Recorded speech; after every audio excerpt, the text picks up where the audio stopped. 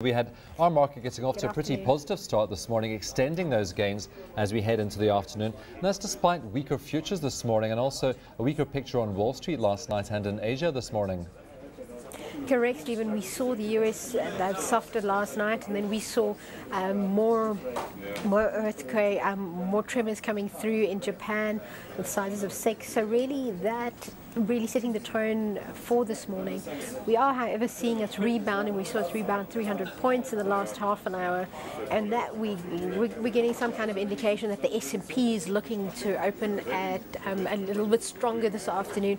And that's what's really driving our markets this morning.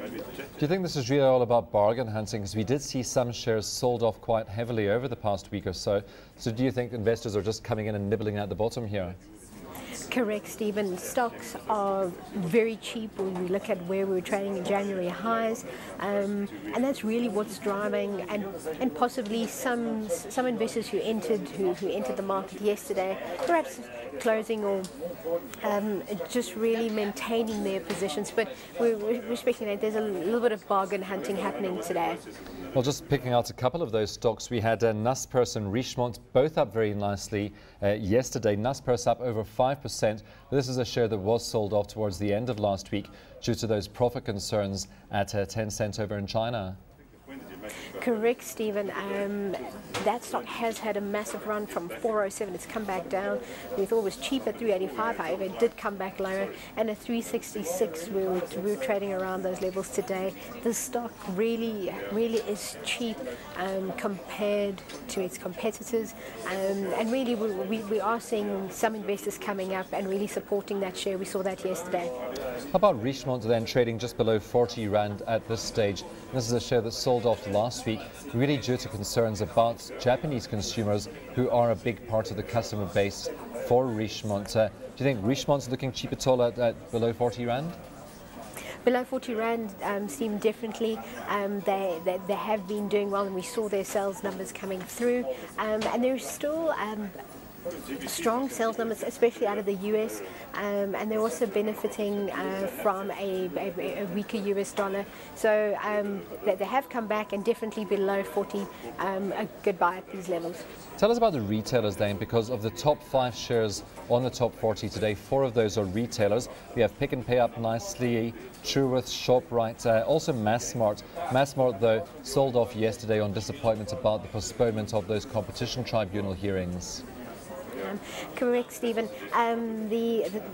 The move into retailers is really investors quite cautious about your angles, your bullets and your resource stocks that really, when they come back quite aggressively, and investors just looking for more solid returns, and that's what our retailers are going to be earning in the next year. We're seeing food inflation obviously coming through there. That's really going to help with the earnings for our retailers. So really the food retailers really doing well today, and we're going to see investors moving to more solid growth when the market really looks uneven and with no real direction. We also had that CPI number coming out today, in line with expectations, 3.7% year on year, which would really point towards steady interest rates from the MPC when it winds up that meeting tomorrow. Also good for retailers, isn't it? Correct, Stephen. Rates remain lower for longer.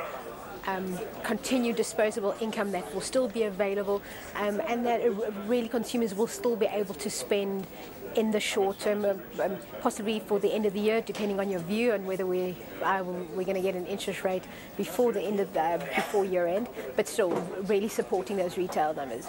Do you think there is a threat to that inflation and interest rate outlook going forward there? Because I noticed in the paper today a story that we could face an additional electricity levy on top of the 25% increase we expect towards the middle of the year as well, and that could push inflation higher in the short term.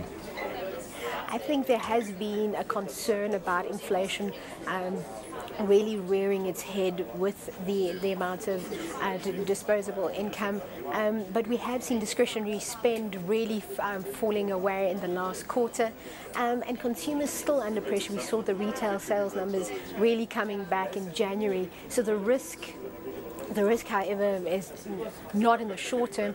We'll have to see how they're going to implement that new levy. Unlikely to happen this year. So the risk, however, will be lower than the market expects. So rates lower for longer, and we'll have to see what comes out of the special levy. So we're talking about markets moving a little bit higher today. Volumes, though, we saw volumes in the US last night, the lowest for 2011 so far, only 6.5 billion shares trading hands. What's our volumes on the JSE looking like? Do we see buyers coming into the market with conviction? No, see, I mean, we saw closeout last week was very dismal in terms of volumes. Yesterday we saw 12.6 billion approximately trade on the day, and today at about 11 o'clock we had hardly seen about 2 billion really traded. So really a trend where investors are really not convinced, so they're not willing to put their money in until they get some direction.